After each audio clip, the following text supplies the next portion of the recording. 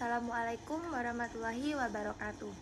Di sini saya akan menjelaskan konsep dasar ekonomi dan keuangan syariah. Pernah nggak kalian mendengar ada sistem kerjasama usaha yang bukan cuma mengejar untung, tapi juga adil dan transparan? Dalam ekonomi syariah, ada akad yang sangat cocok untuk itu, yaitu musyarakah. Akad ini bukan sekedar kerjasama bisnis, tetapi juga bentuk penerapan nilai keadilan, amanah, dan tanggung jawab bersama. Nah, pengertian musyarakah sendiri. Musyarakah adalah akad kerjasama antara dua pihak atau lebih untuk menjalankan suatu usaha dengan menggabungkan modal, tenaga, atau keduanya. Dalam akad ini, semua pihak terlibat dalam usaha yang dijalankan. Keuntungan dibagi berdasarkan kesepakatan di awal, sedangkan kerugian ditanggung sesuai porsi modal masing-masing. Inilah yang membedakan musyarakah dan sistem pembiayaan berbasis bunga, karena musyarakah menekankan kebersamaan dalam risiko dan hasil. Prinsip dasar musyarakah. Ada beberapa prinsip penting dalam musyarakah. Pertama, keadilan, karena setiap pihak memperoleh hak sesuai kontribusinya. Kedua, amanah, karena seluruh pihak harus jujur dan terbuka dalam menjalankan usaha. 3. Transparansi, karena kesepakatan mengenai modal, pembagian keuntungan, dan pembagian risiko harus jelas sejak awal. Prinsip dasar musyarakah.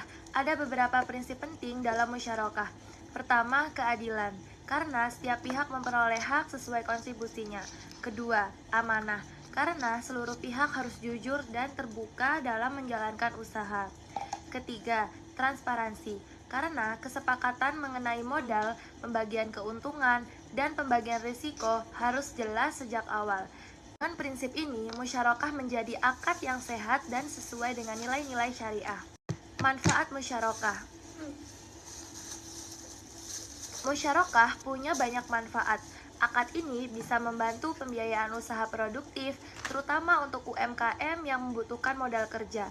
Selain itu, masyarakat juga mendorong semangat gotong royong dalam bisnis, karena para pemilik modal tidak hanya menunggu hasil, tetapi juga ikut bertanggung jawab terhadap usaha.